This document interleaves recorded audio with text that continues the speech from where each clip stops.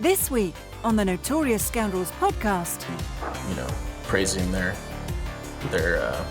furry savior. Well, it's like they just basically took every single good thing about every unit and just put it on these guys. Right? Yeah, with the exception of like giving them a force slot. Right. Or something. Like you get free dodge. You get to attack after moving. You get to move 3. You got ram. Welcome to the Notorious Scoundrels, a podcast focused on tactics and competitive play for Star Wars Legion. Hosted by Kyle Dornbos, Michael Barry, and David Zelenka, with Jay Shalansky, the man behind the glass. Hello and welcome back to Notorious Scoundrels. My name is Kyle. I'm here with Mike and Jay again. David is out somewhere in the tropics, sitting on a beach probably. So that's nice. We got stuck with Jay again. Again. I what you're really trying to say is you got stuck with Jay again. Well, the good news is I am not a soundboard this week. Although Jay did fit me with a shock collar, so yeah. If I suddenly cry out in pain and then retract my statement, yeah, he gets one of these. There you go. How you guys doing? Good. You know, it's Monday, and that means we're recording. And other than that, today's kind of sucked. So whatever. Yeah, Mondays are Mondays. Yeah, same. They are pretty awful for the most part. I don't know. I generally look forward to Mondays because they kind of reset the week. I know that's weird. And when I say look forward to Mondays, I mean, I enjoy my Mondays. I don't look forward to them, but I generally enjoy them. Just because it's kind of starting everything fresh. I get to kind of reboot, if you will. Clean slate, XYZ. But that's why most people hate Mondays, right? Because everything's starting fresh again. You got to go back to your work. Yeah, we're just work cycle. We're just doing this all over again. Perfect. Yep. Yeah, I don't know. So you don't get a case of the Mondays? Generally not. I generally get to kind of leave the baggage behind from the last week, which is nice. Huh. You're one weird guy there, Mike. I mean, I just generally Mondays are I have yet to encounter problems in the week, just because. So I work in construction, so generally we finish jobs on Friday, which means that all of the problems get finished before the weekend. So new problems don't start to arise until Tuesday or Wednesday. Well, there you go. You know, I don't know. So it's weird that you play Empire. You have a very Jedi philosophy towards the work week. Yeah. I mean, unfortunately, in real life, I'm probably closer to a Ranger or a Paladin, so Empire doesn't super gel. But we all have flaws. Mm-hmm. Yeah. How was your week, Kyle? Or how's your Monday? It was okay. The problems I left at work on Friday were still there. So nobody took care of those for you. Yeah. No, they didn't go anywhere. No, it was fine.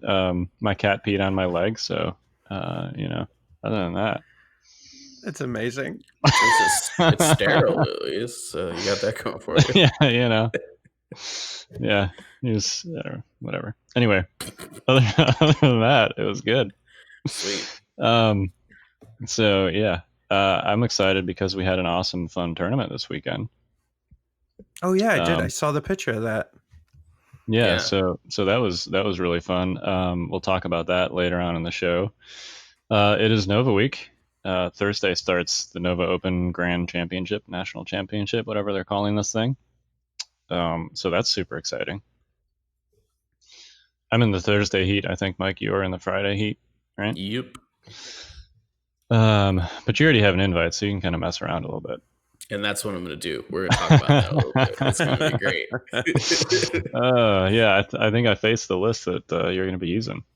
Yeah, I might make some tweaks, but yeah, we'll talk about that later. We'll talk about that. So just a couple housekeeping reminders regarding Nova. lists are due on Thursday morning, regardless of what heat you're playing in. So if you're playing on Friday, you still need to get your list in on Thursday. That's the contact details for the TO. James have been floating around on Discord and Facebook. So if you are not there in person, just email it. And also, they still need some Rebel players for the narrative. So Good luck. yeah, there's like no Rebels, I guess, around here, except me and Gordon. So That'll change soon.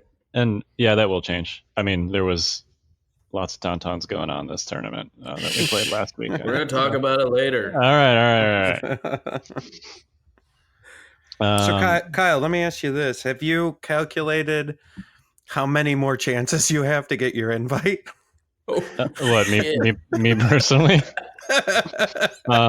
Well, it's this. I mean, I'm not going to any more RPQs or anything. I can't like generally travel for tournaments. So well, I mean, it's not just this.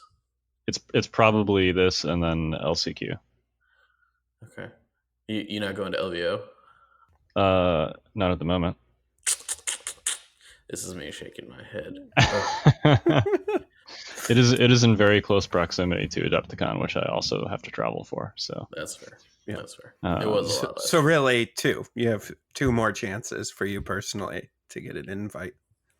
Yeah. No pressure. You'll be fine. Jay with the rubbins. Yeah, it's all right. You know, Nova's just a small little store tournament. Yeah, well, hey. I'm going to be honest. A Nova invite probably would be easier than the store tournament gauntlet I had to go through on Saturday this week. This past weekend? Yeah. I played John, then Matt, then you. Oh, yeah. Well, we have a pretty competitive local group. Yeah, no, totally. I'm just saying. Yeah. Yeah, I mean, we'll see who shows up to Nova, but it's a flourishing competitive community around here. So, well, and that's one of those because it's on the East Coast. Like, there's a bunch of guys from up here that are going down. You know, I know the Miami crew's coming up. Sounds like a lot of guys on the East Coast will be, and girls, I hope, will be coming to Nova. So, yep. Yeah, it's gonna be a good time for sure. And I know, like, Lupo's flying out from Texas, so. Oh wow! Thank God he's playing on Friday. Sorry, Mike.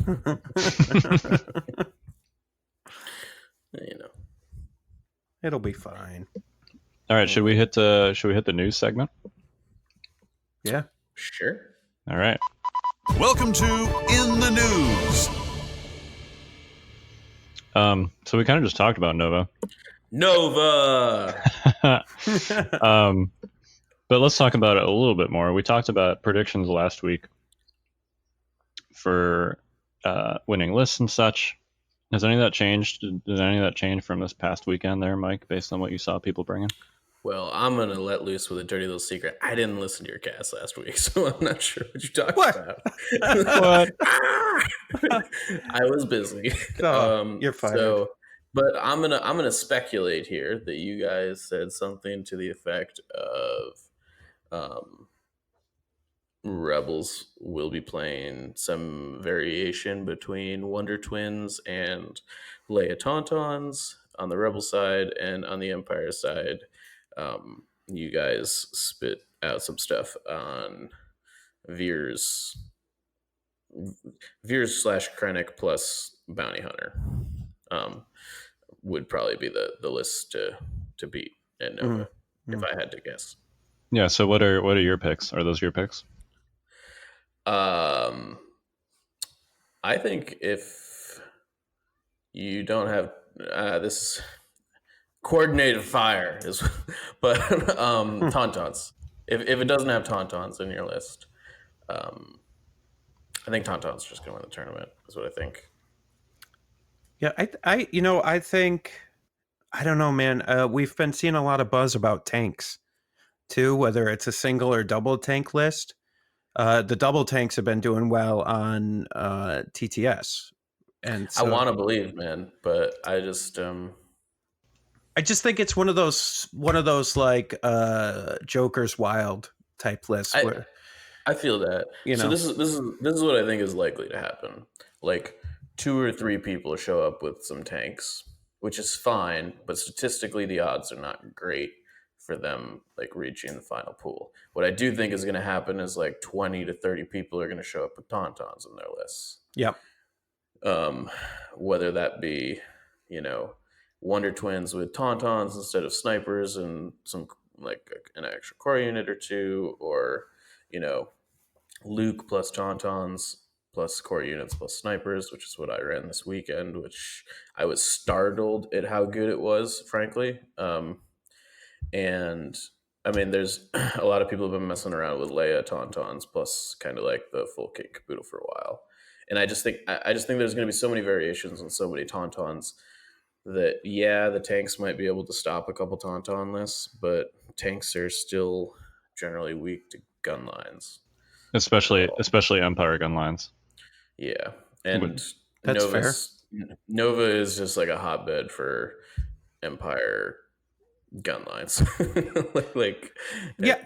Well, let me ask you this: do you think, with all the conversation that's been going around on Tauntauns, that that's going to make people adjust their list away from gun lines, which would create an opening for a good tank list? I mean, like a legit tank list.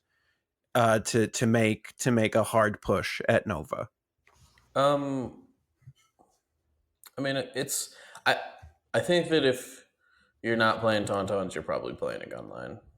Okay. I don't know. Or, I mean, I guess I could see some Rebels messing with some rotaries instead of Tauntauns. Like, we've seen that in a couple, like, RPQs and stuff. Well, I guess the question is, are people going to be countering Tauntauns knowing that they're coming, which gun line's really iffy on Tauntauns, right? So that's kind of the funny thing. I think that most gun lines are pretty bad against Tauntauns. Kyle and I were talking about this a little earlier today. I do think that Krennic is probably the best at it. Like, as far as like actual Tauntaun counters, Krennic gun line is probably pretty close. Now, you still got to kill them before they hit you. But the thing about Tauntauns is that I don't think putting a ton of effort into countering them is super effective, just because all of the counters that exist are very inefficient, generally, outside of Krennic. Well, like right. Kyle, you said last week, the number one counter is suppression, basically. Right? Suppression and Hunter, both of which you can easily get in a Krennic Bosk list. And range 4, all of which are present in Krennic Bosk. So, I think you're right, Mike, in that, like, when you say that the quote unquote counters to Tauntauns they're at least less efficient than the Tauntauns themselves, generally speaking. Like, that's the problem, and we can get into this, when you talk about your experience last weekend. But like, if you've got Tauntauns and they're running into your lines and causing all kinds of havoc, you're probably going to kill them. But by the time you do that, you're going to have spent so much effort doing so that you're going to have a bunch of depleted and suppressed units. And your opponent, like, one of the lists that we've talked about was a 12 activation Leia gun line with 2 Tauntauns in it. Like, by the time you're done dealing with your opponent's Tauntauns, you're going to have spent so much effort doing so, your opponent's going to have, like, untouched 6Z6s and Leia coming up in your grill. So, like, I don't know that it's wise to go out of your way to try and shoehorn, like, IRG into a Veers Boss gun line or something like that. I don't like, if the list was not efficient to begin with, don't try and, like, force some kind of notional Tauntaun counter in there with the expectation of facing them, if that makes sense. Yeah, I will say that overall, I think that this I'm going to put in this problem in air quotes, because I don't actually think it's a problem. Actually, kind of shows that when you're building a list, you should just build it to do whatever it's trying to do as best as possible, and you play to your strengths. And if it happens to like any competent player is going to be able to deal with Tauntauns to some degree. Like they're not going to blow you out if you know how to handle them. They're going to be a pain in the butt. I don't know. I've seen a lot of stuff kind of on Facebook and stuff. Oh man, they're overpowered. It's this, second coming of Luke Skywalker, and it might be the second coming of Luke Skywalker, and that like Tauntauns are just going to be everywhere for Rebels. But I also sort of felt like Rebels didn't have an identity up until this point, and if cavalry is going to be their identity, at least for the time being, I'm okay with that. Like that's unique and it feels cool, and I don't know. Anyways, point being, I think that when you're building your list, you shouldn't just like toss counters in there on the off chance that you play Tauntauns, unless you like really are trying to shoot down the meta. But I don't see anything in the current world of Legion that exists that's like, oh, if I put that in my list, I just win 100% of the games I have against Tauntauns. Like that's just not a thing. Right. And if it was a thing, it might. If it was terrible against every other list, it might not still be a great idea. Right. And that's the other half of it. Because like that already exists to some degree, like for other problems. Like Ion is a thing that's in the game. If vehicles were overwhelming, like technically speaking, you could overload your list with Ion and pretty much win every vehicle matchup you ever had. But Ion's also not very good right now, but just because it seems overpriced. But like theoretically you could do that, and you could probably win like 95% of your games against like double tank lists if you had 6 guns with Ion. But you lose so much of a percentage in every other matchup that I just don't think it's worth it. And I think the same premise sort of applies here. Yeah, I agree, but I don't even think there is a thing like a analog for Tauntauns anyway, if you wanted to do that. Yeah, no, I don't think so either. And I do think, you were talking about suppression kind of being a weak point for them. I think that turning the tide is almost mandatory in every Tauntaun list. I'm not saying that it's 100% mandatory, but I do think that it's up there. and strict orders if you're running them with Leia. Yes, if you've got a command spot to Splayer, that's also a big deal. Yep. But yeah, so I think the moral of the story here, so to speak, is take things that are good against them that are also good against other things, like Hunter, like suppressive weapons, like range 4 weapons, if you're an Empire player. Which, to the extent that like I'm still not personally settled on a list, but to the extent that I would play an Empire list, it would probably still be just Krennic Bosk with those things in it, so that I can handle Tauntauns, but also so that I have enough tools to deal with, the other 70% of the list that I'm going to see that are still probably going to be gun lines. So, all right. Good talk. You guys got any other Nova thoughts? It's going to be fun. I would encourage everyone that is going. One of the things I love about Nova is that, unlike some of the other conventions we get to go to, it's very easy to explore other games.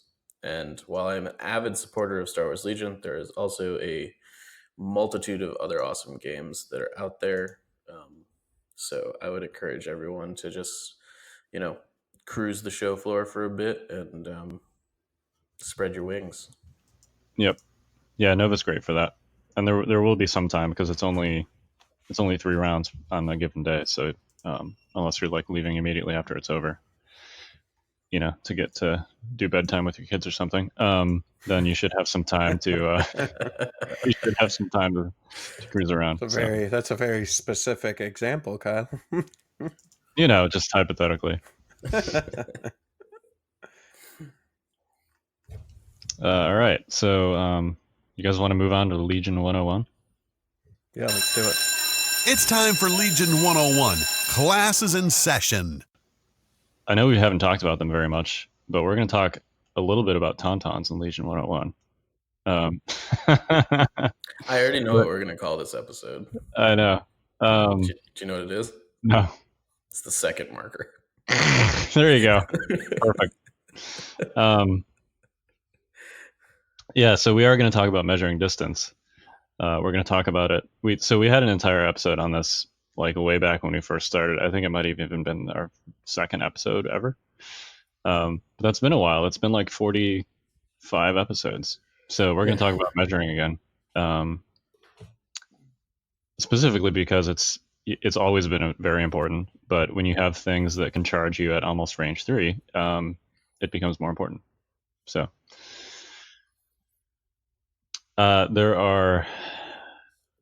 so let's just talk about the measuring rules real quick, because there are some misconceptions here.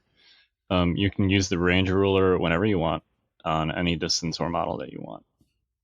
You can only use the move template by putting it against the unit leader's base that is currently activating. So you cannot like measure on the table with the move template unless you're putting it on a unit leader's base that's currently activating. A common misconception there is that doing so obligates you to move that unit. That is not true. You can do that and then decide not to move, or do something else and then move later.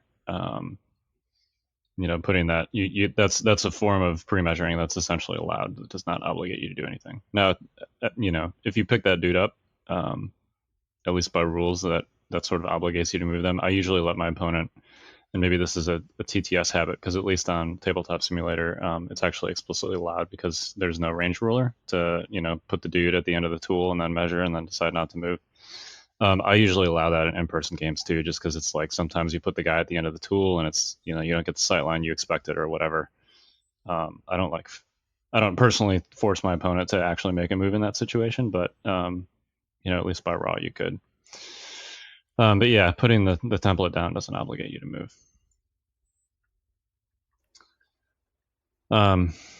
If there's one range to know, it is that a speed 2 move with a Trooper mini is just shy of range 1.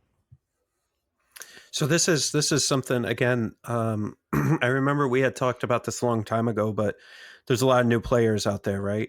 And so one of the things that just popped up on the Facebook group again was, if I put a objective range 1 outside of deployment, can I get to it with a speed 2 from a trooper unit? Which the answer is no. Because it's right. Like, and the problem is, without reading into it and just looking, it looks like it's close, but it's like like a 16th of an inch off or something. It's off. It's not a full range.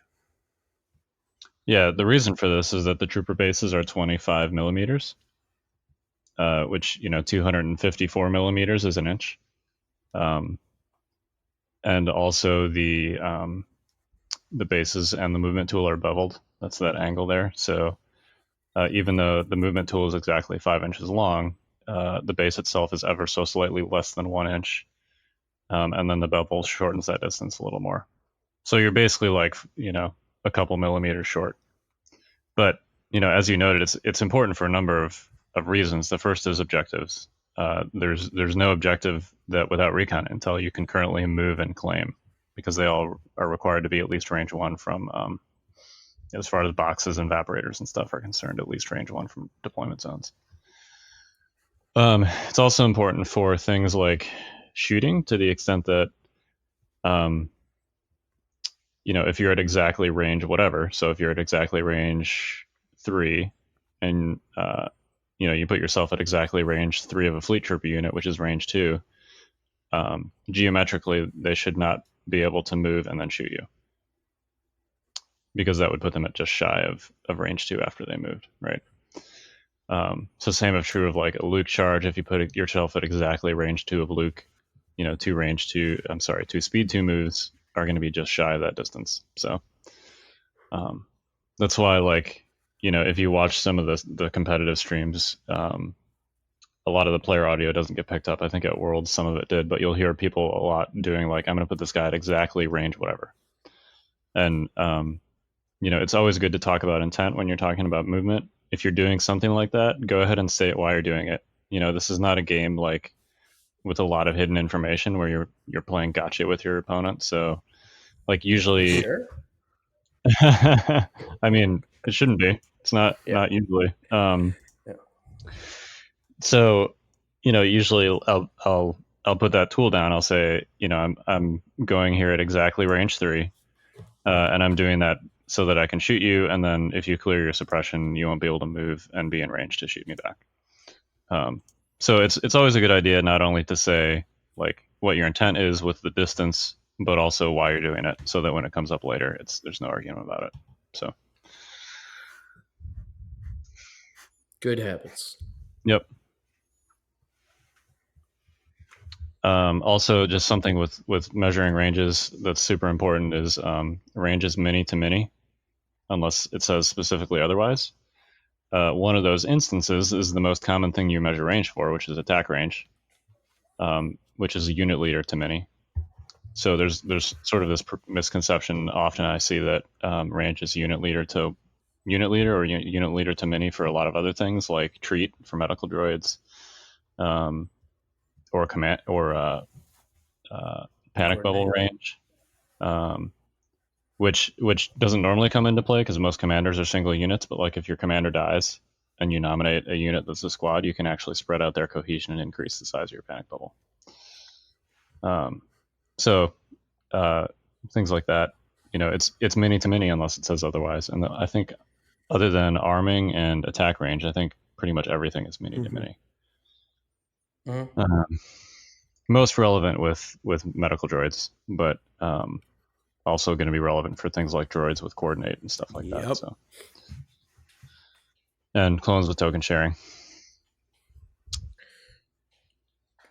Yeah, it's going to be huge. And the game's going to very much change the way you measure moving kind of forward into September here. Yep. So be ready for that. A couple other just rules things about range. There are different terms that are used, including at range and within range. At range means just that you're essentially touching with that range band. Within means entirely within. So anytime you see the term within, like for example on breakthrough, you got to be entirely within the deployment zone. Whereas like an intercept that says at range 1, which just means that you got to be, like tools got to touch some part of your unit leader's base. You guys want to talk about tauntaun distances? It's pretty much just infinite, right? Yeah, they just teleport across the table. Yeah. Just like boom, they're in your face. Yeah. It's wherever you don't want them to be. That's their distance. Yeah. So this is another situation where knowing the distances of the movement tools and the widths of the bases helps. So the speed 3 movement tool is 7 inches. And the tauntaun base is the same size as a speeder bike base, which is a little over an inch. So a tauntaun charge range is like something like 16.5 inches, it's more like 17, which is about an inch shy of range 3, because each range band is 6 inches. So tauntauns can charge, if they have 2 moves, almost range 3, if you're measuring that in a game against tauntauns. So don't move like inside range 3 and shoot them. Move to exactly range 3 and shoot them. And guess what? Even that doesn't matter because they've got guns.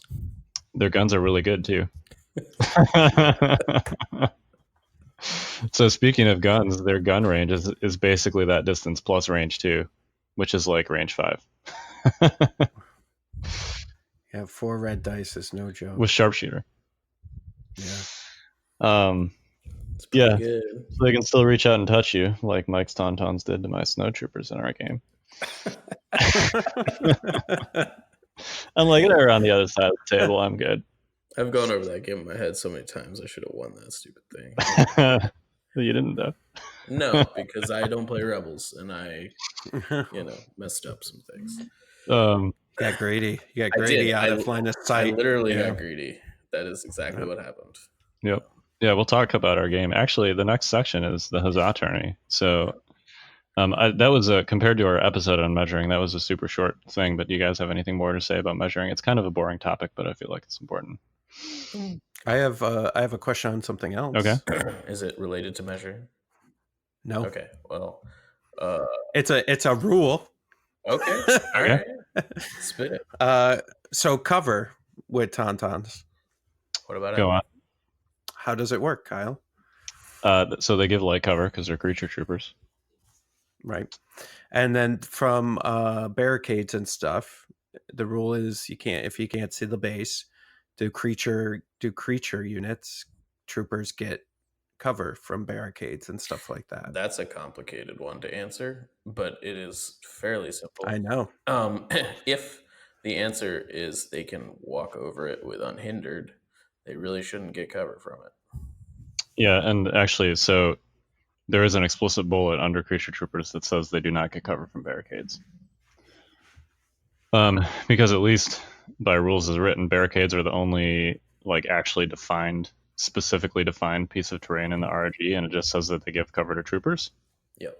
Mm-hmm. Which, even though a Tauntaun is more than twice the height of a barricade, in theory they would get it. But there's a specific bullet under the creature trooper rule that says they don't get cover from barricades. So bear that in mind, people. There's also Mike noted another sort of way that they differ from trooper units is with movement. Trooper units can move over anything unless it's specifically impassable, like lava or something like that. They can move over anything that's less than their height. So as long as it's under their head, they can move over it. Now that might be a difficult move, reduced speed move. Creature troopers are like vehicles; it has to be less than half their height. So no teleporting under or over a wall or something that's 90% the height of a Tauntaun. You can't do that. So. Yeah, it's convenient because that's like pretty much the same rule as whether or not, like, when you decide at the beginning of the game what terrain gives Tauntauns cover. If it's not tall enough to give a Tauntaun cover, they should probably be able to walk over it. Right. I'm sure that there are probably some weird corner case things because terrain can get wonky, but generally speaking, if they can walk over it, they don't get cover from it. There we go. Thank you. Mm-hmm. Most of the cover you get with Tauntauns is going to be by using that second Tauntaun model to swing cohesion behind a line of sight blocker. Yep. Which is fun to do. Tauntauns and heavy cover with dodge tokens is silly. There's so many things that are silly about Tauntauns. Yes, we'll talk about them shortly. Yeah, why don't we move on to our... So if you want more on measuring, listen to I think it's episode 2. We did a whole episode on measuring and why you do measuring and all that. Old school. I believe the title of the episode is Always Be Measuring. It is. Coffee is for pre-measurers. I didn't even look that up. Have you seriously not seen that movie? What? No, I've seen that. Oh, okay. Oh, you didn't even look that up. You didn't even look up the name of the episode. I'm sorry. Yeah. No, I remembered that. That's crazy. I don't remember things offhand that are useless knowledge. Yeah. All right. Well, so yeah, always be measuring episode 2 or 3 or something like that. Go listen to that. It's 2. Let's hit 2. It is 2. All right. Mm-hmm. Verified. Yes. Let's move on. Let's move on to let's talk about this tourney we played last weekend. Get ready for advanced tactics.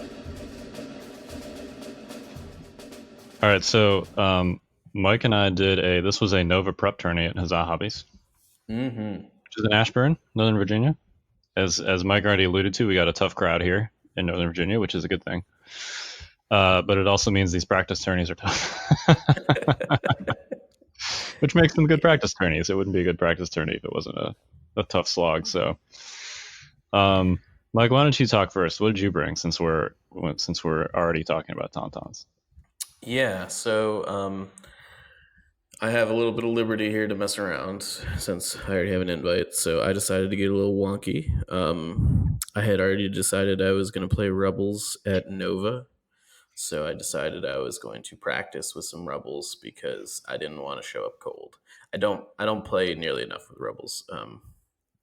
So I showed up with Luke with Force Push, Mind Trick, and Stims, 4 Z6 units, 1 other Z6 unit that also had a medic, 2 snipers, and 2 Tauntauns with uplinks.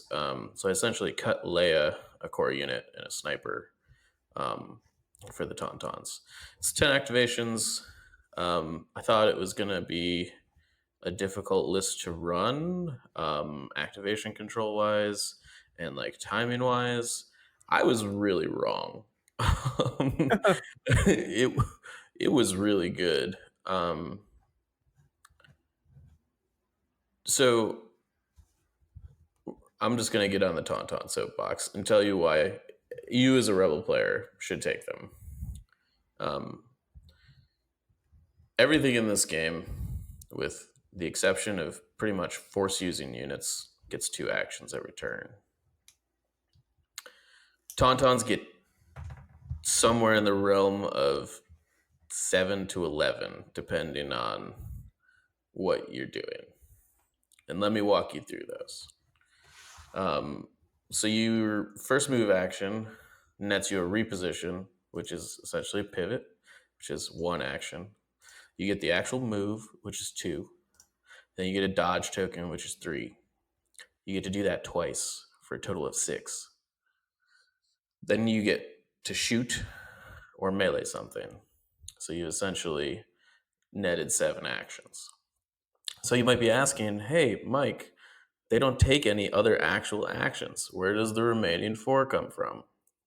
I would make the argument that if you charge something with Tauntauns and are able to trigger ram, each point of ram is essentially equivalent to something more than 1 aim token, because the average aim token is roughly equivalent to 1 hit. And ram 2 is equivalent to 2 crits, which is significantly better than 2 hits. So we could say that if you're ramming something, a Tauntaun on average gives you 9 actions, which is obnoxiously good.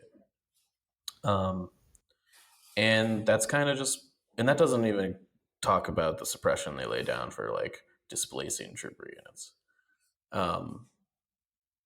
Yeah, if you run back and forth over a couple core units, you've just used Jedi Mind Trick on all of them. Yeah. you can Jedi Mind Trick like 4 units in 1 turn. So you tack that on, you're like up to like 15 actions. Of which some of those actions are completely unique to force using units only. So what I'm trying to say here is they're incredibly powerful, and that's why I took this list, because I wanted to see exactly how powerful they were and if they kind of lived up to the hype. They do. They live up to the hype. They're very good. I personally, playing Rebels, probably wouldn't leave home without them. Over the course of 3 games, they fit my playstyle well. They're super aggressive. They take the fight to the enemy immediately. They're very difficult to kill. I played John Brader round 1. I think I shot with a Z6 unit once and swung Luke's lightsaber once, and I think the Tauntauns essentially tabled the rest of his army. And it was just, they're really good. I don't know what else to say about the tournament other than Tauntauns are freaking amazing. And Rebels should be, praising their furry savior. Well, it's like they just basically took every single good thing about every unit and just put it on these guys. Right? Yeah, with the exception of like giving them a force slot. Right. Like you get free dodge. You get to attack after moving. You get to move 3. You got ram. You can change whatever you want to a crit. Like what? Come on, man. Like if you're playing Rebels and you're not taking these, you're crazy. I mean, I think that there are lists, like I think Wonder Twins is probably perfectly serviceable still, but so one thing that I will note is that right now a lot of people's game plan or the game plan of gunline lists don't work for how a lot of people want to play this game. In that gunline lists need to be very conservative. They need to not get super aggressive and like hang their own units out to dry. They survive on high activation counts, and losing 1 or 2 units in a gunline list is a really big deal. Tauntauns kind of turn that on its head to some degree and say, I just want to go first every turn after turn 1 and butcher as many things as possible. And when the smoke clears, I'll have killed enough things that I am winning. And I think this is kind of the first close combat assault unit that I would say has entered the game. I know we've got Wookiees and I know we've got IRG. They don't. We've talked about them as linebackers before. That's their role. Tauntauns are close assault units. Yep. Yeah, these are, an analogy is like for those that have played 40K, like Corn Berserkers, right? Yeah. Where These are your assault marines with jump packs that are just like, have 2 close combat weapons and a pistol and are just like grinding it up with your opponent as soon as possible. Yep, they've got one job, and it's to get up in your opponent's grill and kill as many things as quickly as possible. Yeah, I feel like they're from an Empire perspective, before, like when snipers came out, this is what we wanted bikes to be, right? Like bikes basically became ineffectual because of snipers, because you just couldn't be aggressive with them because they couldn't survive that long. But these are basically what we always wanted bikes to be, right? Like just run them in and be super aggressive and get it done. I would say the answer to that is to some extent, yeah. A lot of people have been making the comparison between bikes and Tauntauns, and I think for the most part, it's fair. I will say that due to how the Creature Trooper rules work, their roles are very different in that, bikes are kind of a hit and run unit. Tauntauns are a kind of like hit it and stick with it type deal. Once you hit, you can just sit in melee and not get shot at if you hit the right units, and that's a huge deal for being able to, continue their survival rate. Either force the unit that you're in combat with to withdraw or hit a unit that has already gone so that they literally can't shoot your Tauntauns. They're just so much more sticky as far as staying on the board goes that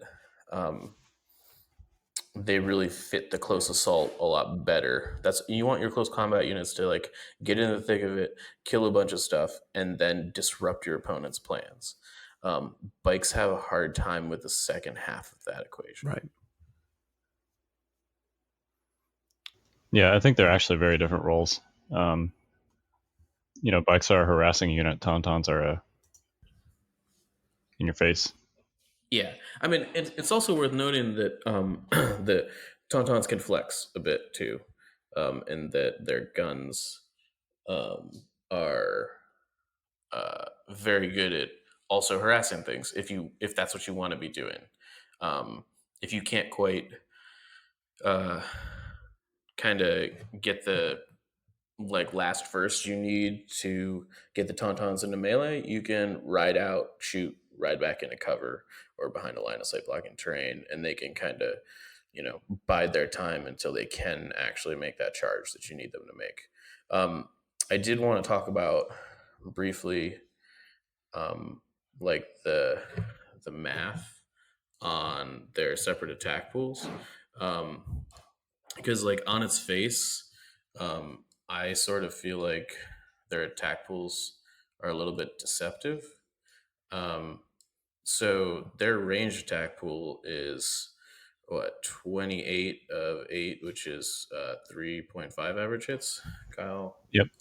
Yeah, so 3.5 average hits, and their melee attack pool is technically 26 out of 8, which is 3.25 average hits. However, if you ram something, that essentially is 3.25 plus 2, so it's 5.25. I don't know if that's exactly how the math works out, but that's kind of the quick and dirty of it. It's pretty close because you're turning misses into crits. Right. So if you don't have any misses to turn into crits, then you've already scored hits on that Yeah, the answer So is the floor on a charge attack. It is 2, right. which is insane if you think about it. There's really no attack in the game right now um, that I can think of off the top of my head that has a floor that isn't 0. Right. Their floor is literally 2. Yes, Yeah. if they've triggered RAM, Right. which is good to know. It's also good to know that if you cannot trigger RAM, you are better off shooting your opponent than meleeing them. Yep. And that's important because you can move out of melee, shoot whatever you just moved out of melee with, and then move back into melee with them. Yep. So you want to be making sure it's kind of like a little bit marginal value, but 4 red dice on average are going to be significantly better than 2 black or 4 black, 2 white, at least from a consistency perspective. If you're not triggering RAM, And you get an extra suppression that way. yes. So you can trample a unit, turn around, shoot them, and then trample them again, and dish out 3 suppression to 1 unit if you want. Yeah. It's also worth noting that shooting scenario there breaks down if they're in heavy cover against your attack. But generally speaking, with how creature troopers work, you should be able to deny them their heavy cover. Like you should be able to just get behind whatever is providing them the cover most of the time. Yep. Because they're so fast. So their attack pools are a little bit wonky as to how they work. What I'm trying to say is if you can't ram something, shoot it with your gun, but you should always try and ram something if you can. Yeah, that's the shorthand of all that. Yeah. Do you want to talk about our game at all? All right, look, I would sure we didn't talk about our game. I want to caveat it with I am generally speaking an aggressive player, and this time I was playing an aggressive list, and I played it much more aggressively than I should have in this game. Before we kick into the game, though, you should probably set the stage with what you ran. Okay, so I ran Emperor Palpatine. This is essentially the same list that I talked about last week. It is the Emperor with anger and strict orders. 4 Stormtrooper units, one of which is naked but has a medic, and then so I guess it's not naked but no DLT. 3 with DLTs, Snows with recon and frags, IRG with tenacity, and then 3 snipers. So that's 10 activations. It's very similar to R1's Worlds list, except I shifted a couple things around and messed with the upgrades a little bit.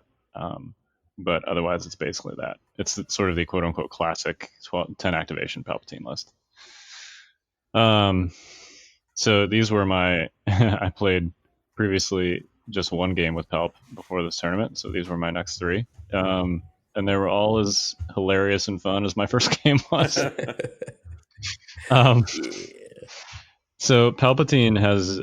We already talked about this last week, so I won't talk too much about Palpatine, but he has a couple of great things going for him. The first is that people are inexperienced against him.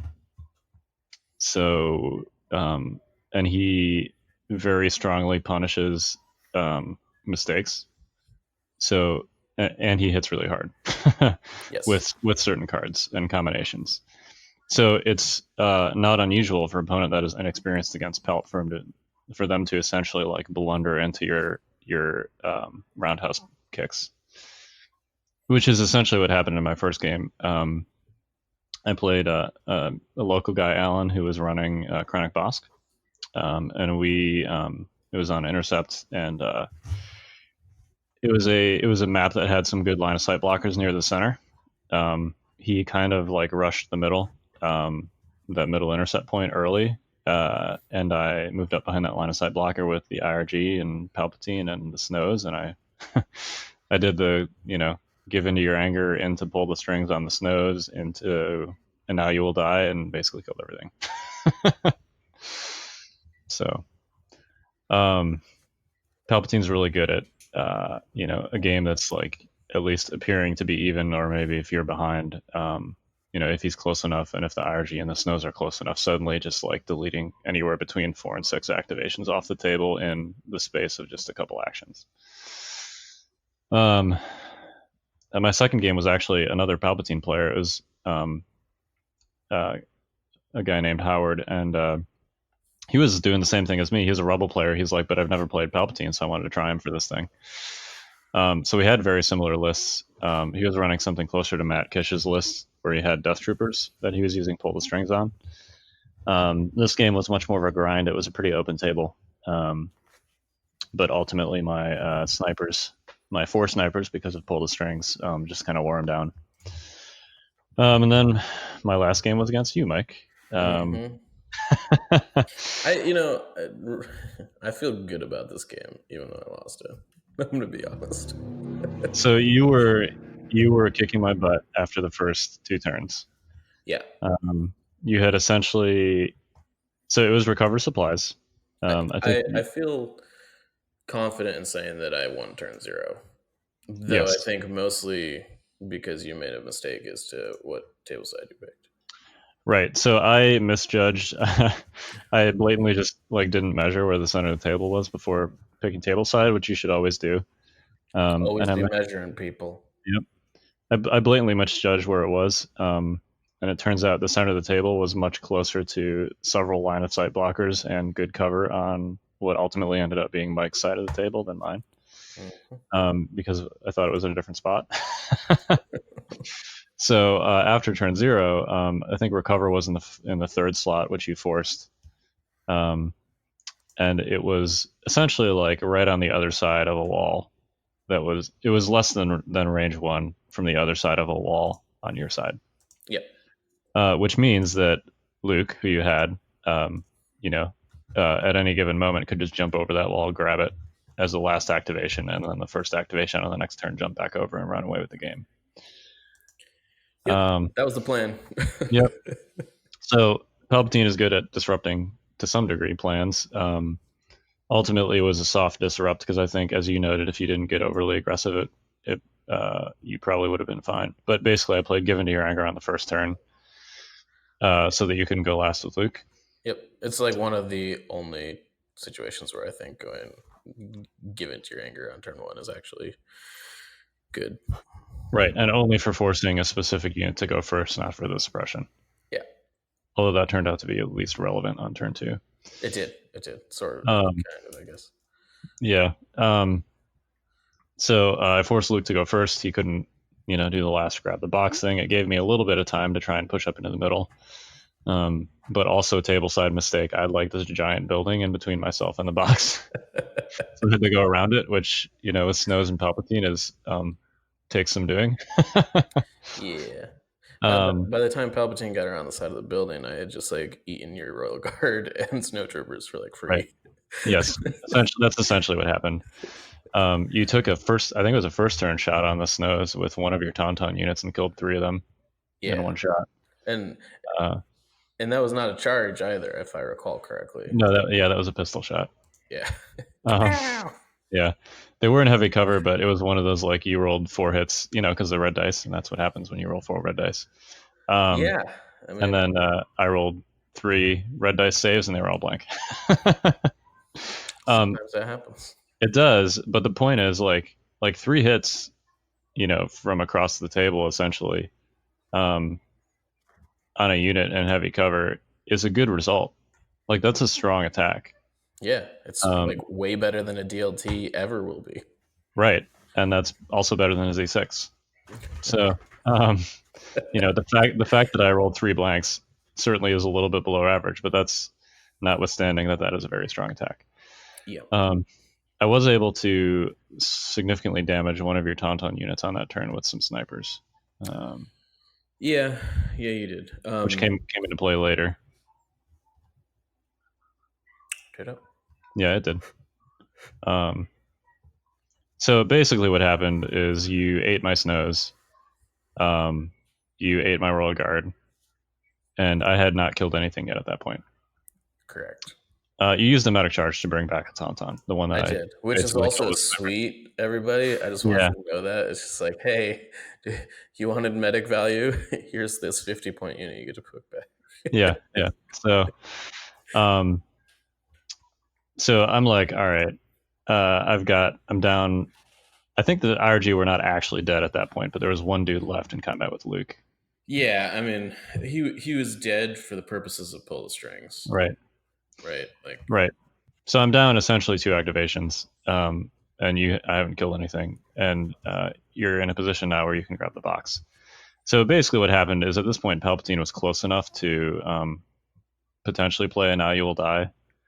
Yeah. I think you got a little aggressive and you moved some Z6s and the Tauntauns up into the middle to try and like essentially finish me off. So I'll let you walk through your thought process here. Yeah. So at the end of the turn 2, like you've got like 3 DLT units, naked stormtrooper with a medic, Palpatine, and 3 snipers that are sitting out and bumping nowhere. So I'm essentially dealing with like you can blank that out. I'm sorry. I'm essentially dealing with 3 core units in Palp in the middle of the table at this point. And against like the entirety of my army. So I was like, well, I'm just gonna finish him. And so I moved some Z6 units up. And the fact of the matter is I didn't need to do that. I could have just sat there and waited for you to come to me. Had all my guys in heavy cover. You would have had limited and Now You Will Die shots, and I could have just taken the box whenever I wanted. But what ended up happening is my guys got lightning to death.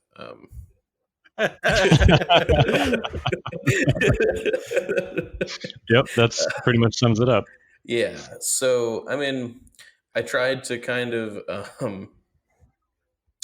get a little, I don't know, finicky with it. And I played ambush to counteract and Now You'll Die. And I won priority, which was great. So I ran over my own units to give them light cover from Palpatine's attack from the suppression tokens. And then I rammed Palpatine, resulting in 1 wound, which was a little bit unfortunate. Well, so it caused a couple things. First, he had to chew through an entirely healthy Tauntaun unit with 2 dodge tokens before he could do anything else, because Tauntauns maybe can withdraw from combat, but Palpatine can't, which is a pretty sweet rule.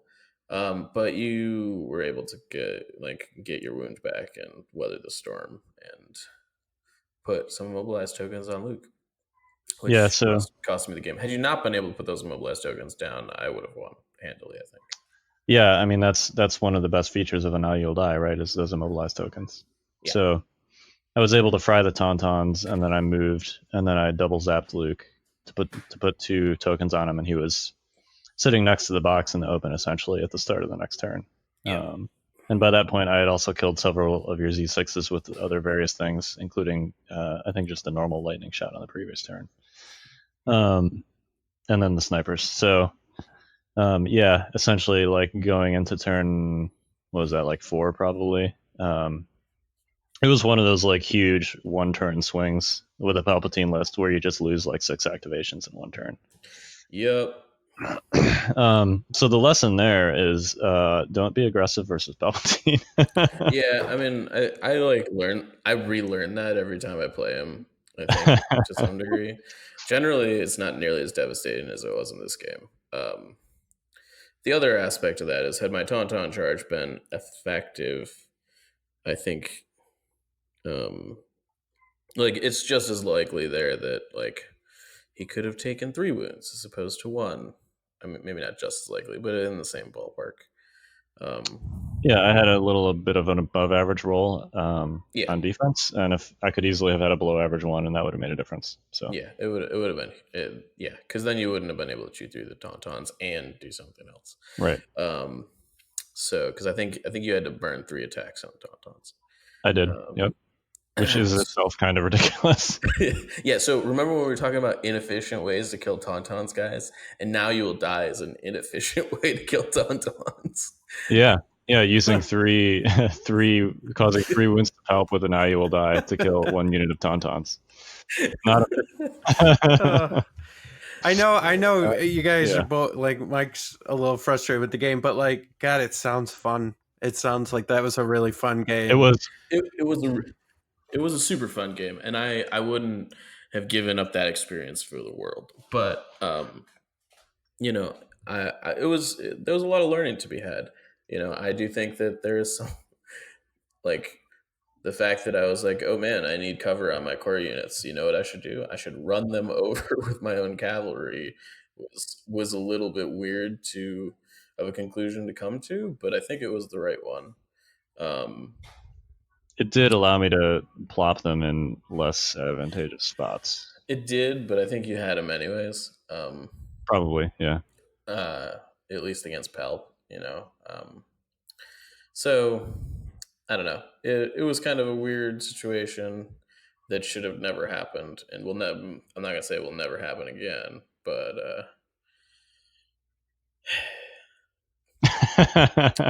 you know, I mean, like if I was playing any other list than I'm normally used to playing, I would have been patient. But I was like, I've got Tauntauns. I'm gonna kill stuff, and you know, that's what I came there to do. So that's what I did. Yeah, I mean, you know, it's one of like Palpatine's really good at. Essentially, you put the gas pedal down. Like you were in a winning position. You put the gas pedal down to try and close it out, and Palpatine just threw up a brick wall in front of your car. Yeah, that's literally what happened. Yeah. You know, the Z6 units were closing in to just like finish off your core units and stuff, and you know, Luke was pretty healthy at that point. Like he was healthy enough that it wasn't going to be an issue to get the box out of there. You know, also I mentioned this the Saturday of the tournament. Luke's lightsaber sucks. Oh my God! It does, yeah. I get anxiety every time I pick up those 6 black dice. I'm not talking about the dice. I'm talking about the lightsaber. Oh yeah, It sticks up over the top of everything. They both I suck. have never.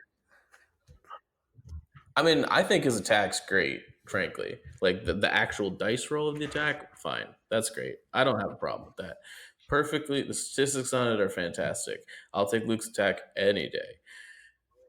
And for whatever reason, I tend to roll better with Luke's lightsaber than Vader's, but that's for another time. But I was like, I would really like to hide Luke behind this wall that's like larger than his model. Oh, I can't do that. This is great. Wonderful.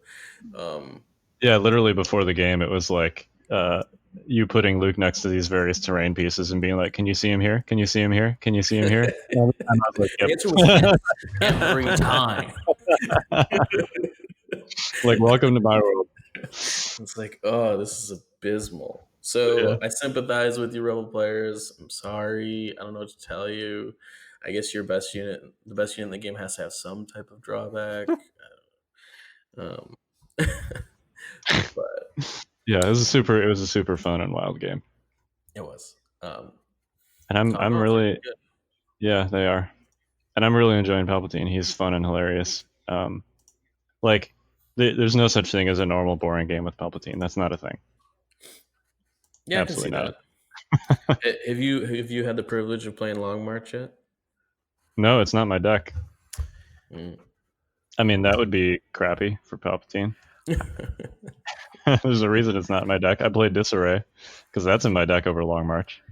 I think with Palp too, because it takes him so long to position that I think as your opponent is almost, by the time you're setting up the long game, like your opponent's so busy with the turn to turn game that by the time the Palp turn comes, they've kind of accidentally unposition, put themselves in a position that's not very good because they just kind of forgot that there's a longer game that Palp plays. Yeah, you're kind of doing like the normal like trading shots thing for the first few turns. And then all of a sudden there's this like little old man with a cane and a robe and he's really close to your guys. And then you're going into the command phase and you're like, wait a minute. Wait a minute, this isn't good. Yeah. You really want Krennic right there. You're like, man, I need voracious ambition. This Yep. needs to happen. Mm-hmm. So, yeah. Yeah, it was fun. I mean, I surprised myself with how well he did. I don't know. I have no idea what I'm playing for Nova. Yeah. If I just like, I think that you thought you were going to lose that game before that turn. I thought I was going to lose that game after turn 0. That's fair. No. I mean, I was just so confident moving into turn 3. I was just like, Yep. And I was like, I love it when that fine. happens, when you're doing so well and then you're like, I'm going to wipe this guy out. And then you're like, wait, what did I just do? Yeah. What just happened? Yeah. Yep. Legion's great like that. All right. Do you want to talk about your team league list in our exploration section? I would love to. Let's go exploring with Notorious Scoundrels. So, as many of you know, David may not be here today, but we still have Yavin-based Team League going on. I played a really spicy list this week. It was Veers with electro binoculars, aggressive tactics, and strict orders. 3 Shoretroopers with T-21Bs, 2 of which had medics. 3 mortars with comms relays, and then 2 death troopers with just the heavy and the config, and 1 sniper. That's right, you heard it here, 1 sniper. And to be honest, I'm not even sure if it should be on the list. It wasn't very good, but the list was awesome. So for those of you that might not kind of see it just from the list building, the idea of the list is that pretty much you can have an order on 3 shore units plus something else every turn, because each shore gets an order, then coordinates it to the mortar, coordinates another one to the mortar, which then comms relays that order to another shore, which gets its own order and then generates another order, and you kind of go down the line. And then you pass the last order off to whatever you want to go. And so the 1 order you give to the shores turns into 4, plus however many your other card, the card you played gives. What this is really good with is aggressive tactics, because you can put search tokens on your shores. So pretty much every turn of the game, your shores start the turn with an aim token and a search token, which significantly increases their damage output. So yeah, I played Undead Guy, and he, I think, placed 2nd in the North Carolina Raleigh RPQ a little bit ago. So he's pretty good. That was this weekend, by the way. Congrats to Steve McLaughlin for taking that one home. So the short story of this game is that he conceded at the end of turn 2. It's an Alpha Strike list. What's up? Yeah, it's an Alpha Strike list. What this essentially is 5 Death Trooper units in disguise. It doesn't really become apparent until things start shooting, but the damage output, like you're putting 5 shots through heavy cover per unit, per like large core unit or Death Trooper, like consistently. Yeah, that's kind of like the hidden power of Shore Troopers is with that T-21 and with target. When you give them an order, they hit almost as hard as Death Troopers at range 3. Yeah, especially if, like, say you play coordinated fire, and all of a sudden, like, the first shore might only have 1 aim token, but the other shores get 2. Or 3 if they actually take the aim action.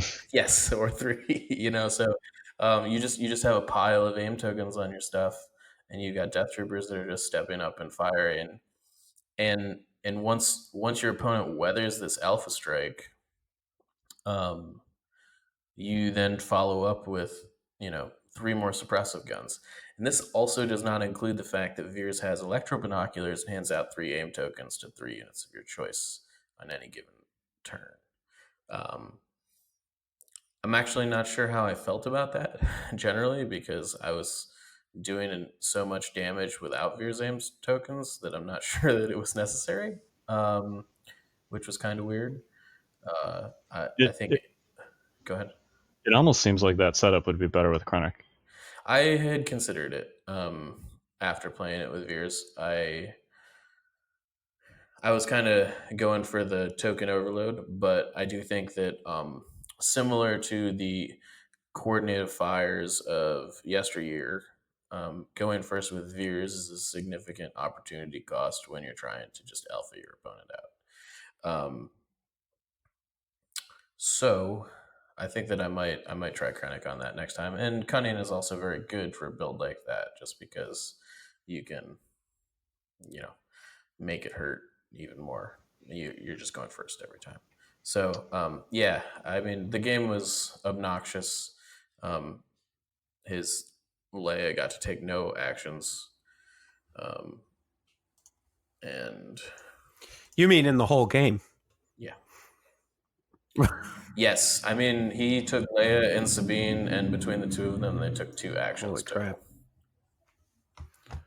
That's crazy. It does sound like there's a little bit of out of position deployment going on there, maybe. Well, we were playing on Lamu, which is pretty open. It's got those 2 buildings, but other than that, like, everything else is like heavy cover. Yeah. Which is, I mean, yeah, the line of sight blockers on that map are all in the middle, essentially. Yeah, and I controlled the middle, so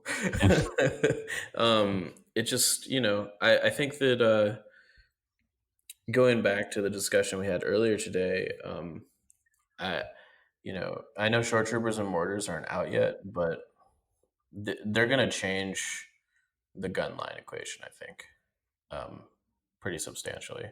I don't think a Rebel gun line can hold against a Shoretrooper, Mortar, Death Trooper gun line. I believe they're out this week, right? They should be out Friday. Yep. Yeah, they're coming soon. Should be Friday. Yeah. Yeah. I think to some extent, Rebel players need to embrace the Tauntauns and kind of, once shores are out, move away from the gunline lists, I think, because the Shoretrooper gunlines will eat you alive. Was kind of the analysis I came to. Speaking of embracing the Tauntauns, one I think important comment you made regarding your list during our game is how many of Luke's Luke command cards were you playing with in that game? Yeah. So I was playing with 3. If I could have played with like 6, I probably would have. Yeah, I mean, I mean, maybe we don't know what the 1 and 2 pips are for Operative Luke yet, but I could see a case for turning the tide if his 2 pips not overly fantastic. But yeah, in the solo Luke Tauntaun list, I could see taking 6 Luke command cards pretty easily if they're good, I mean, I think the point is that that's probably the first, at least since Leia came out, the first solo Luke commander list that is good. And I think it's certainly gets even better when you add 3 command cards for free. Yeah, I mean, the command card that we have seen likely would have won me the game that I lost. I mean, it would have, right? I don't know if you were close enough to Palpatine. Well, I mean, at that I would point. have been able to plan for it, right? Yeah, right. At the end of the other turn, at the end of the turn before the turn that it was clear that you were gonna and now you'll die me, I would have just been like, no, you don't get to do that.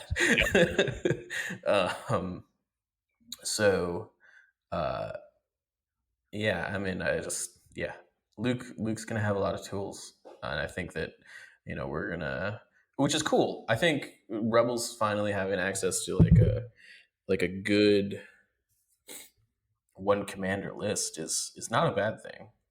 No, because that's not really been a thing for them so far.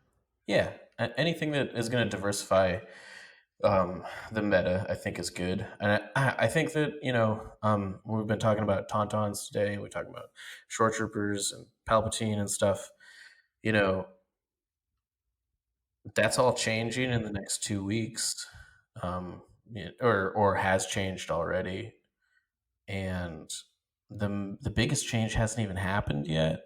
In that, like, within a month, we're gonna have 2 more factions in the game. Like, everything's about to be turned on its head, and it feels amazing to me that I think that we're gonna, instead of being stuck in like a meta where there's like somewhere in the realm of like 3 to 5 like tier 1-ish lists, I think we're gonna be someplace where it's closer to 10 or 12, and that's cool to me. I agree. Yeah, I love it. And we're, like you noted earlier in the show, just briefly, how we're starting to see Rebels actually get something of a faction identity. It started trending this way with Sabine, and people were running Luke Sabine, and now it's trending even further with Tauntauns. Rebels are essentially like the mobility aggressive faction at this point. Yeah, absolutely. And I think we could have a conversation on like if that's thematically what they should be or not. Yeah. I think that's a fair thing to debate, but mechanically, it definitely works for them. And I think it plays into their strong suits significantly. I mean, like, you're not going to be able to beat an Empire list at ranged, moving into, a post Shoretrooper world. I mean, you're going to be able to beat some, but the lists that want to beat you at ranged are going to beat you at ranged, and there's nothing you can do about it. You just have to accept it and have an alternate game plan, which is okay. There are things in the game that do that now, like Tauntauns.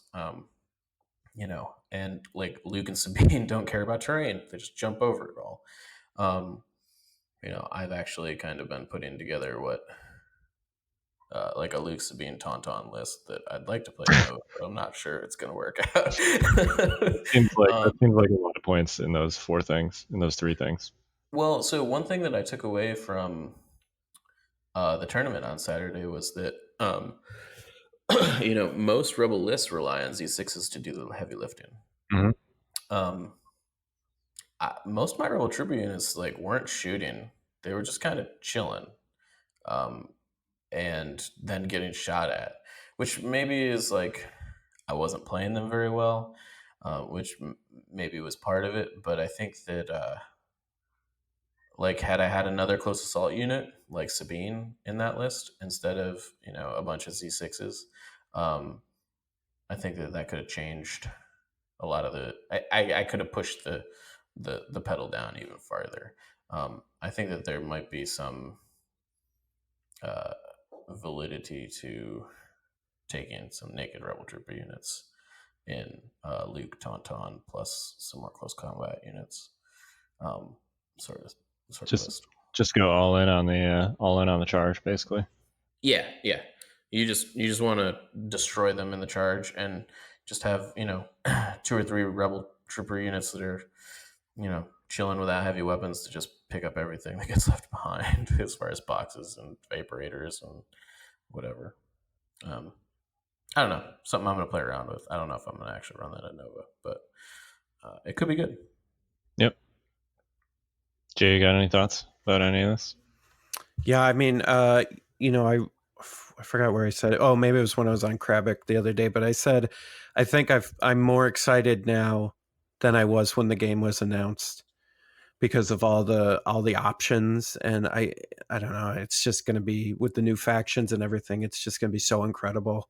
And I think that like the last year where we've been building these lists, I think at times, not all the time, but at times you feel stuck because you're like, there's only so many options right now if I truly want to be competitive. But like Mike just said, I think with the 2 new factions, there's going to be so many good lists that I don't know. It's just I'm very excited right now for where the game's heading. Yep. Yeah, it's interesting because like the two new factions make a lot of the stuff that used to be good, specifically snipers, not nearly as good anymore. Like snipers are worthless against, CIS, like actually worthless. Yeah, basically. Yeah. If you're not shooting Grievous, they're worthless. And Grievous has impervious. Like it's not even like good to shoot him. But like, are you gonna shoot B1 battle droids? Okay, your sniper just removed a 6-point unit from the board. That's cool. You're gonna shoot at droidecas. They have shields. Like, And in both of those cases, the suppression doesn't really even matter either. Nope. right. Like the suppression doesn't matter. The pierce pretty much has no effect whatsoever because they either have shields or, they have they're just, white no search saves anyways. I'm really excited for people to play them and understand how great that feels. Like I played a game with Evan and he'd like killed like one or two of my droids. I'm like, okay. Like, and they were just fully decked out units, like you literally do not care. Like you're just nah, this is fine. Everything's great. Yep. Yep. Like, and I think it's going to be cool. I think Republic might have, a little bit of a hard time putting together as effective as a list, at least to start, as CIS will, just because their stuff seems kind of expensive. They don't really have it sort of looks like they need like a filler unit, sort of like a sniper that's a little cheaper than the Barks to really make to get an activation count high enough. I know that fire support is supposed to be an equalizer, but I think they might struggle a little bit when they come out. But CIS, I think like Grievous triple droidecas 6B1s, of which like 3 have heavy weapons and 1 has an uplink, I think is going to be perfectly serviceable when it comes out against top tier lists. Yep. I agree. And like all of a sudden you're going to be like, oh, I have an Empire gunline list that is like built on the suppressive keyword. I guess this doesn't work the way I'd like it to. Right. So I think things are going to change. It's worth noting that Tauntauns are also not very good against P1s. Like they can displace them and stuff, but it doesn't actually matter. Yeah, I mean the suppression doesn't do anything, and on a ram attack, you kill what, like 4 droids? Okay. Right. It's like, okay, I guess you killed some like half a unit that doesn't matter. Right. That's cool. And like the droidecas just tank it on the shields. So well, you can't use shields in melee, so they're actually pretty good against droidecas. That's true. Yeah, that's fair. But droidecas should also shred Tauntauns at range, because it's suppressive and yeah. Well, it's also worth noting that they're ground vehicles, so they don't have to melee the Tauntauns. I don't think they have a melee attack, do they? No, they don't. They'd have to back up and shoot, which they can do. Yeah, it's not a big deal. Yeah. So. Yeah, and they can also block for your B1s. Yeah, that's the other thing. I don't know if you need to, but so there's a lot of like stuff that feels a little bit overpowered at the moment, and I think that that's fine. We don't have 50% of the equation yet,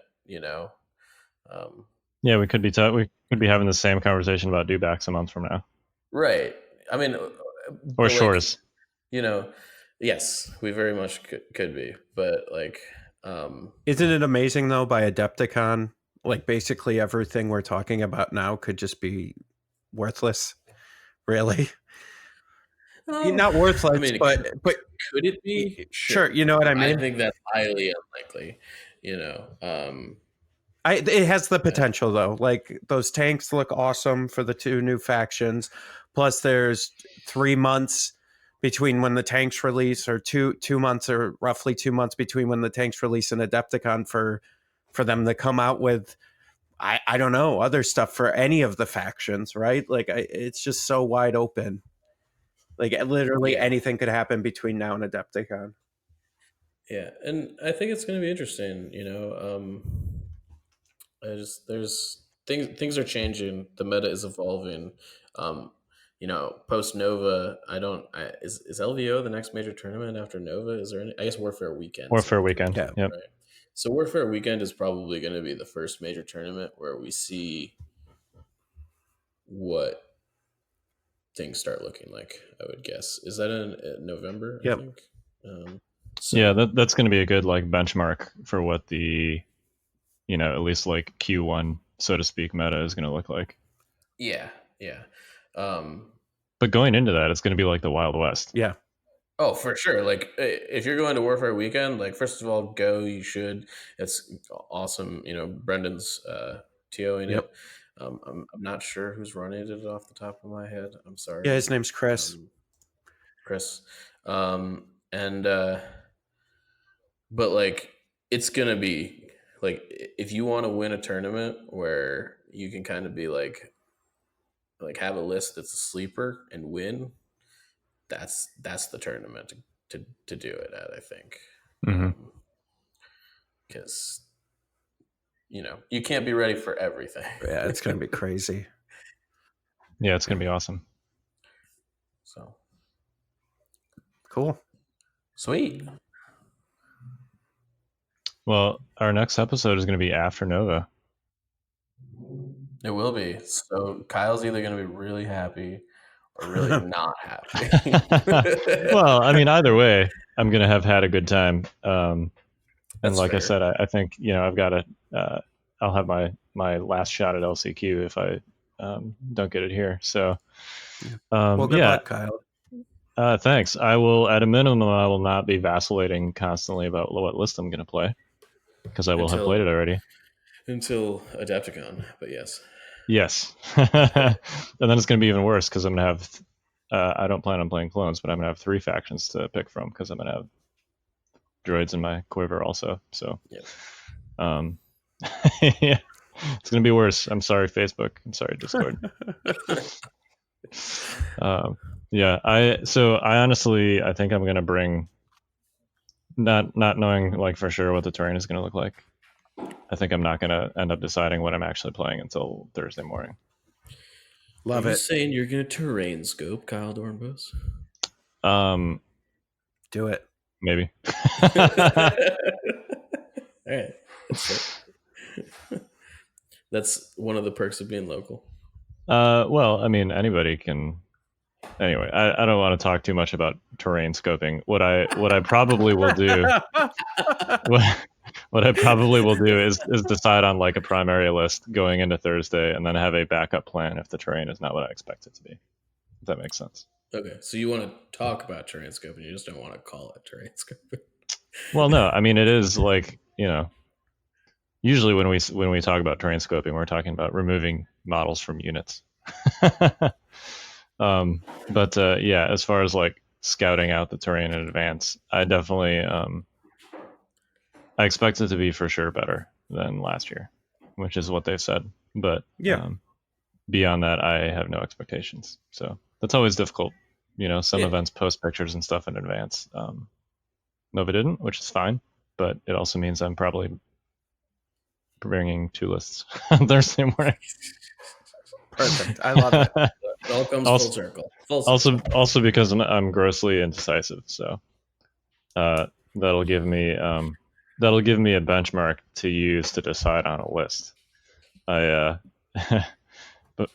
before my daughter was born, we decided that we would have a criteria based on her hair color because we couldn't decide what to name her. So this is just my. What were you gonna do if she was like born with no hair? I don't know. Luckily, she wasn't. So, but I guess that'd be like if I showed up to Nova and there was no terrain on the table. So, Sure. Yeah, I don't know. I guess we'll see. I'm super looking forward to it. It's going to be fun. There's going to be lots of fun people that we know there that we get to hang out with. So, Evan will be there. You guys will get to see Evan. What day is Evan playing on? Friday. Okay. So I may not see Evan. I'm actually not going to be there physically on Friday. Dang it, Kyle. So I thought we talked about this. Yeah. I won't be there Thursday, but I will be there Friday. Yeah. Dang it, Mike. You know, can only take right. so many days off work. Yep. Yeah, I get it. Unfortunately, this is not work. So. Yep. All right. You guys got anything else? Nope. Cool. All right. Well, next week we will be talking about Nova, and we'll see you then. We are the Notorious Scoundrels. I'm Kyle. Mike. And I'm Jay. Peace Tauntauns out. are really good.